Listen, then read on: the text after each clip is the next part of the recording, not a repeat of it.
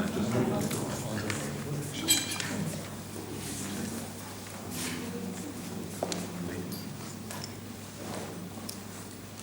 I'd like to say good evening to everyone. Welcome to the Canberra Jung Society. Again, my name's Jung. I'm the president of the Jung Society, if you don't know me. And tonight we'll be hearing from our very own Robert, Tulip, about Carl Jung's book, Modern Man in Search of a Soul. Rob has a Master's Honours degree in Philosophy from Macquarie University. After 30 years working for the federal government, he is now returning to focus on his intellectual interests, especially the philosophical problems of psychology and religion, and also in music. Rob is just back from a 220-kilometre hike through the Lapinga Trail in the Northern Territory, during which he had plenty of time to reflect on matters philosophical and spiritual. Rob will speak for an hour or so, then we'll have a brief supper break, then return for discussion and questions and finish at 10, and a lovely supper at the back. So if you want to snack on later, that's fine. Don't forget that if you'd like to join the Society, it's the great time, because then you can come to our meetings every month at no further cost. You'll receive the newsletters and borrowing access to the library, so you can borrow as many books as you want, as long as we know about and return them, if you're a member. Welcome, Robert. And so we'd like to present Robert to you. Robert is our librarian now. He's taken over that job, which is fantastic. At the back of the room we have books that were in our library, but we're taking them out because we want to put better quality books in our library now. We're becoming a bit more discerning. So if you want to have a look at these books at the back and just give us a donation of $1 or a couple of dollars, then you're welcome to take the books home to your house. We don't really want them sitting there.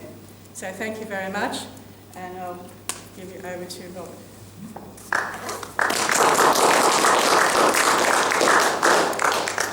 Thanks very much, Jen, and it's really a great pleasure to be here and speak with you about Carl Jung. It's just been one of my abiding interests over many years, and to be able to speak about Modern Man in Search of a Soul. It's a really profound book, which I think has really got abiding relevance for today. So I'm going to read a paper just because it's a fairly dense book. Now I've got, pretty sure I have a copy of it here somewhere or other. No, I'll put it down somewhere. Anyway, here it is. Modern Man in Search of a Soul. It's a collection of 11 essays on various themes, as I'll explain. And it's really got an intense power and clarity of Jung's healing vision for the human psyche, which I think is one of the magnificent things about Carl Jung as one of the great thinkers of the last century. 11 short essays published in English translation in 1933, written as Europe was grappling with the trauma and the sorrow of the First World War, and in the context of the rise of demagogic politics in the 1930s. So there are some resonances for what Jung was talking about at that time with our world today. Broad confusion around cultural identity is one of Jung's real themes, and these essays have this classic lucidity and enduring relevance, revealing aspects of Jung's thought which with great potential to disrupt our prevailing thinking today. So in this talk, I want to discuss ideas that Jung expressed about philosophy and psychology, politics and religion, looking at implications about the place of soul in our modern cultural world. So my method in preparing the talk was first to read the book and to just go through with a pencil and underline the lines that I thought were just particularly interesting and significant. And then, as Jean mentioned, I was walking the Larapinta Trail in Central Australia, which extends for about 200 kilometres west from Alice Springs. And It's a magnificent place to go. It was like a spiritual pilgrimage to go out there. This deep, silent spirituality of the desert, and just in my tent each night, just copying out the lines that I'd underlined into my journal, and just using that as a first draft, and then trying to edit that into some sort of a coherent argument, mostly reflecting Jung's ideas, but also mixed with my interpretation. So the overall theme of Modern Man in Search of a Soul, perhaps most strongly expressed in the essay on the spiritual problems of modern man, is that rational science needs to combine with spiritual identity to provide meaning for life. So Jung calls for a renewal of religious sentiment, but reconciled with reason, as the way to overcome the deep neurosis, even psychosis, of prevailing modern life. Of course, it was published just as Hitler was coming to power, so there's this underlying sense of a demonic unconscious forces driving this psychotic mentality of mass politics pervading Jung's analysis. And a starting point is the scale of deception in modern life, with honest confession far harder than deceptive illusion. And if you've read anything of Jung's work, his psychoanalysis, he engages this problem of how we tell lies to ourselves, and it's something that he really learned or engaged with from Freud. And as a result of this illusion, these half-formed ideas acquire a popular certainty and take on the structure of mythology. So myths as the stories that give meaning to people's lives, but often with stories that involve a great deal of delusion. And the unconscious power of myth is seen most vividly for Jung in his early work in the violent political reaction that Freud encountered as from what Jung calls those who believed illusions on principle. And so, looking at Jung's approach to philosophy in this book, this theme, it exposes this really stark polarisation between tradition and modernity that emerged in the 19th century most strongly, and it continues to strongly influence us now. Jung's discussion of philosophy, it reminds me a bit of Karl Marx's comment that history repeats first as tragedy and then as farce. There seems to be a tragic clarity in the culture war in the 1930s between science and religion, compared to the rather farcical confusion of intellectual debates today. I'm not sure if that's a fair comment, but that's how it appeared to me. One of his essays is called Basic Postulates of Analytic Psychology, and there Jung looks at the history of the idea of the soul as how before the rise of modern scientific enlightenment, soul was viewed as a substance, and then the emerging modern philosophy of scientific materialism entirely rejected spiritual traditions and just laughed at everything that couldn't be measured. So there's been a modern negation of metaphysics. So this idea from science that metaphysical thinking is just obsolete and wrong. And this negation of metaphysics produced a radical change of view in European thought. And Jung felt that this change of thinking dated back to the Protestant Reformation. But he looks at it more in terms of how modern thought has been closely associated with the European conquest of the world since the age of discovery.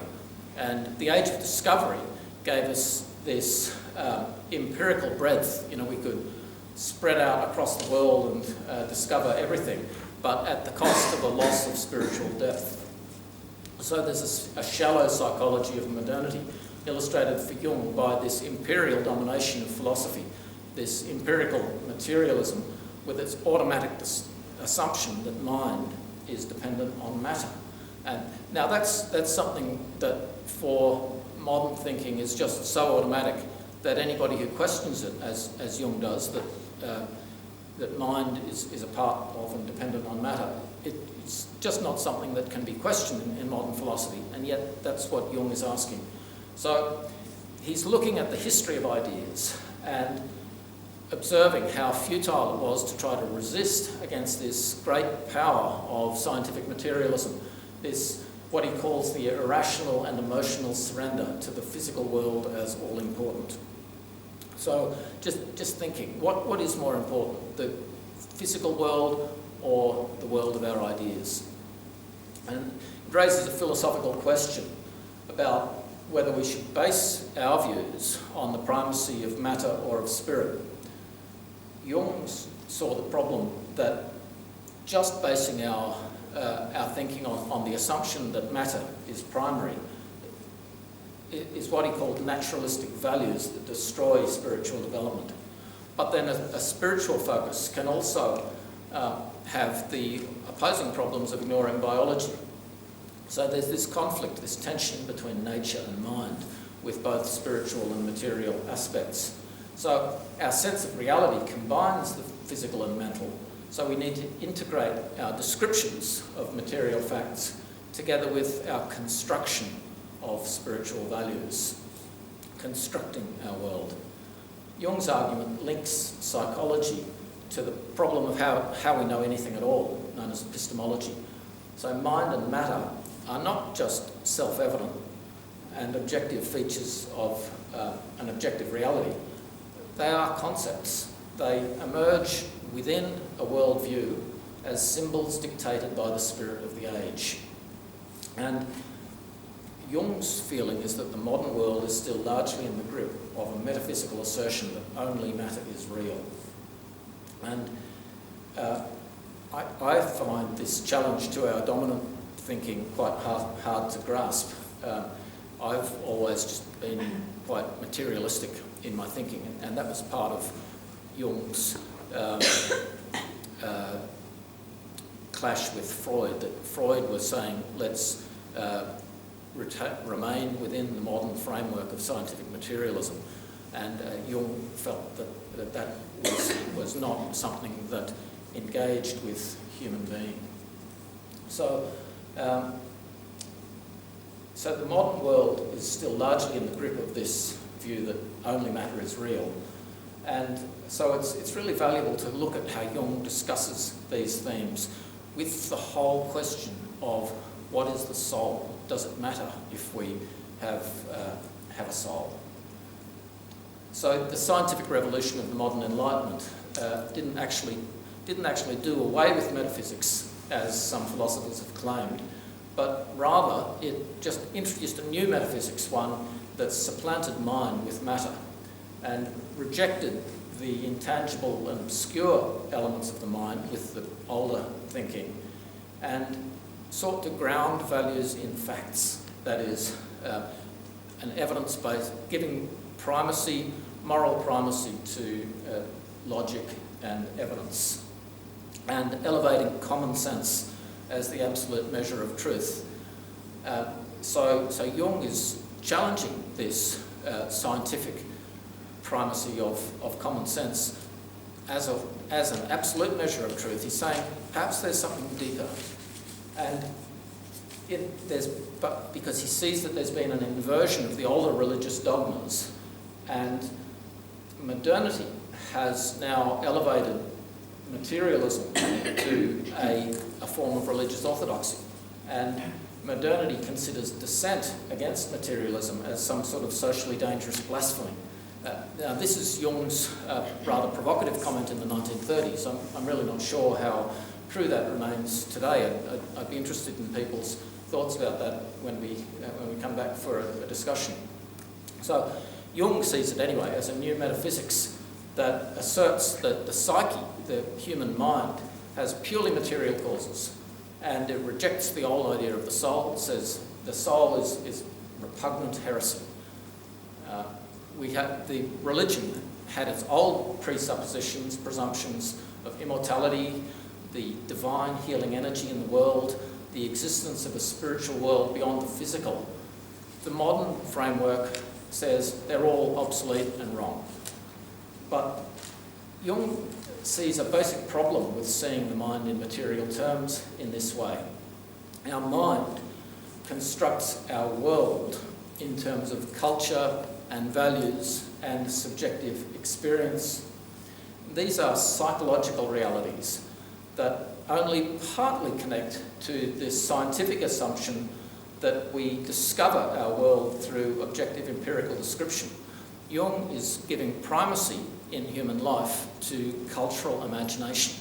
And I think that that's a really powerful idea in terms of how our values define what we do and who we are.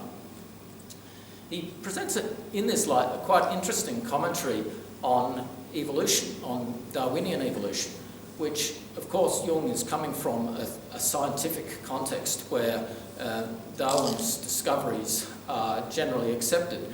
But then he's asking, well, what does it mean in terms of metaphysics?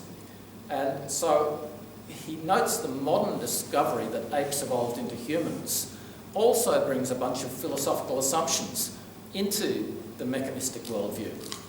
And the problem is that matter, the natural evolution of genetics, has displaced the universal creative God.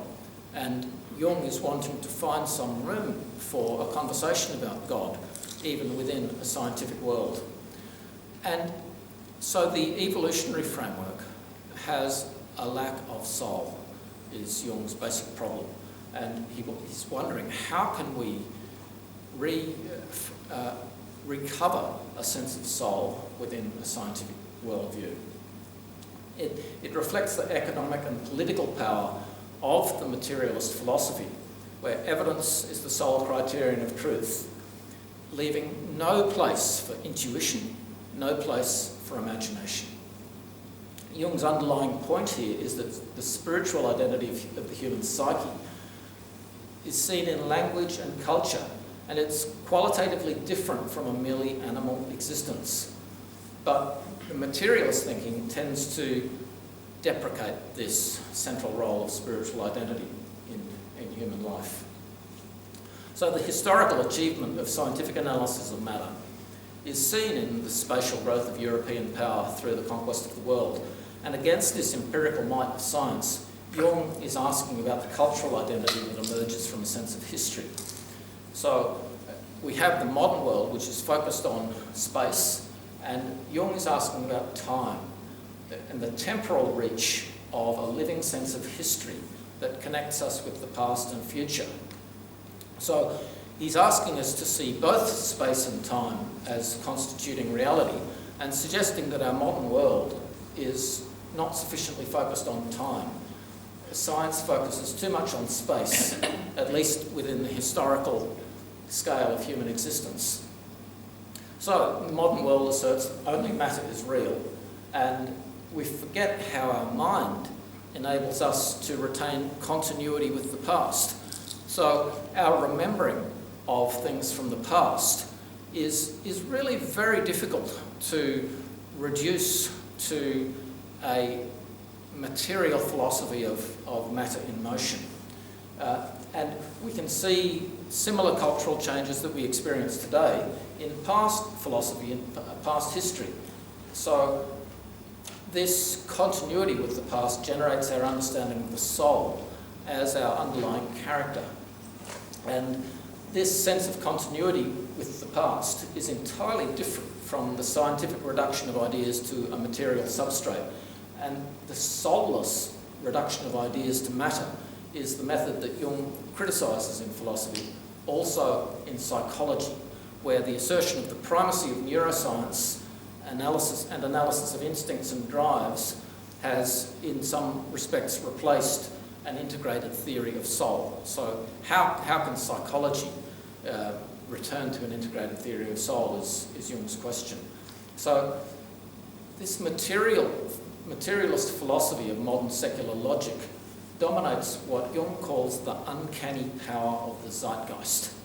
So there's this spirit of the age which is dominated by materialist philosophy, and this creating this physical empiricism in the scientific world which no one can stand against, which Jung considers has a deep prejudice against spiritual existence. So he cites the old vertical vision of God as a transcendent and eternal source of order, which is just excluded by science really.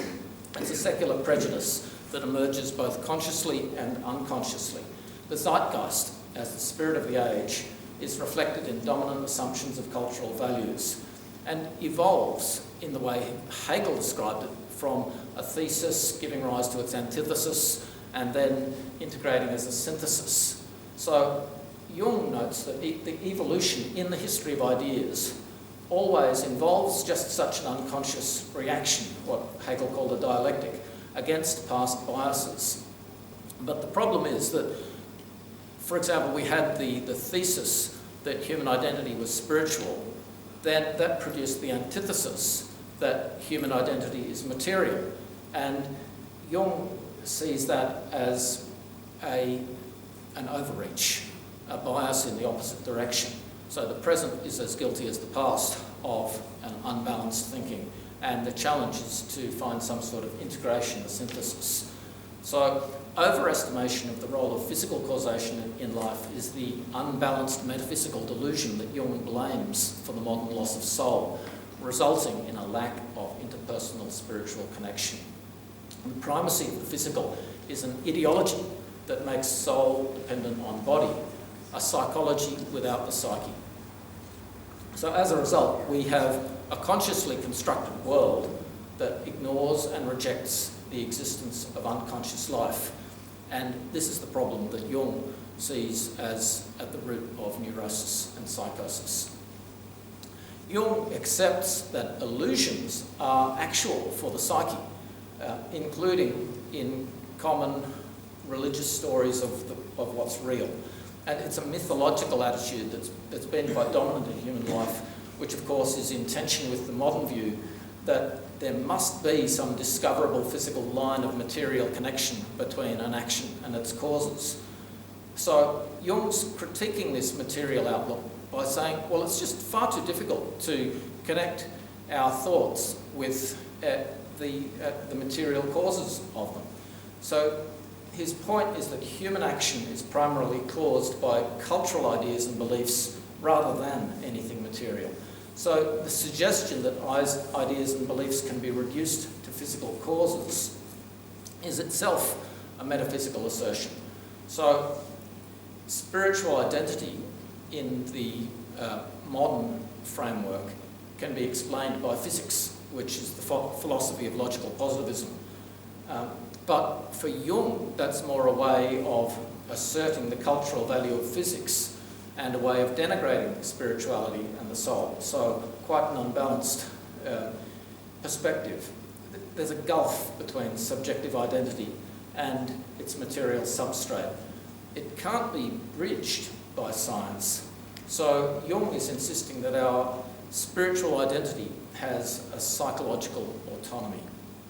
And this idea of the autonomy of the spirit is unpopular in modern thought, but Jung's argument is that mind is as much a creation of our imagination as matter is a creation of our imagination in our conceptual framework. So spirit, for Jung, is a timeless life force that rejects biochemical reduction. And yet, this reduction is the dominant tendency of empirical science of measurement. So the ego, psychologically speaking, from this spiritual perspective, grows from the unconscious springs of life in the depth of the soul, is the way Jung put it. From spirit as a non-spatial, non-located identity, grounded in the subliminal interior. And to be modern is to reject these unconscious springs of the soul in favour of this secular materialist philosophy, and denying that the psyche could arise from any such inaccessible spiritual principle. But we have no idea how our psyche, how our mind, can arise directly from physical matter. But against that, we have modern science insisting that the idea of a spiritual life force is illusory. So we see this gulf between science and spirituality, and it's this separation that Jung sees as the breeding ground for neurosis. It's this gap between our psyche, understood as encompassing our soul, and our conscious mind. So between soul and ego, requires cultural, spiritual analysis of how human identity can be made whole. And it's this challenge of integrity, of restoring a wholeness to a broken human identity that is one of the big focuses that Carl Jung brings to psychology as a challenge to the brokenness of the modern world, but in a way that is largely separate from scientific causal analysis, rather looking at symbolic meaning. So the springs of life, says Jung, arise not from our biology but from the depths of our soul. And even dreams can serve as sources of information, with the material methods only capable of measuring factors that are spatial, but the soul is not spatial.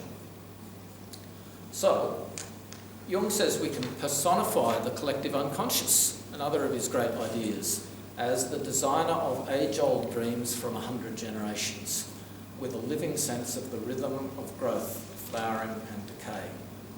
Now, the collective unconscious is like a stream or ocean of images flowing into the mind. It's a source of knowledge, not just within the individual, but within the broader society. So, the point here is that consciousness derives from the unconscious and not the other way around. Our soul depends on a world system, a culture of spirit. And for Jung, that means assuming God as a being with will and mind. Now, that sort of language is difficult for any practical psychology, where the goal is outcomes for patients. But Jung's objective here isn't just clinical treatment, but societal diagnosis.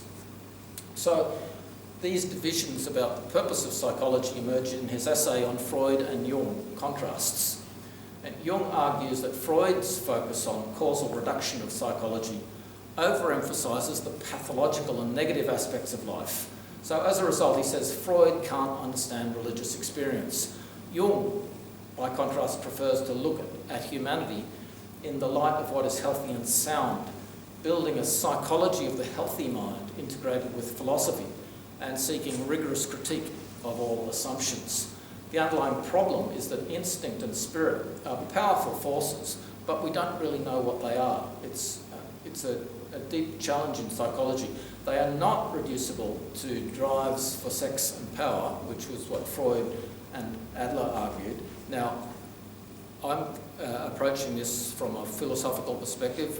Others who have more of a background in modern psychology may be interested to comment on how some of these debates have led to further discussion in more recent times. All of this material is, of course, dating from nearly a century ago. So, in Jung's view, the psychological phenomena of human spirituality deserve respect in their own terms.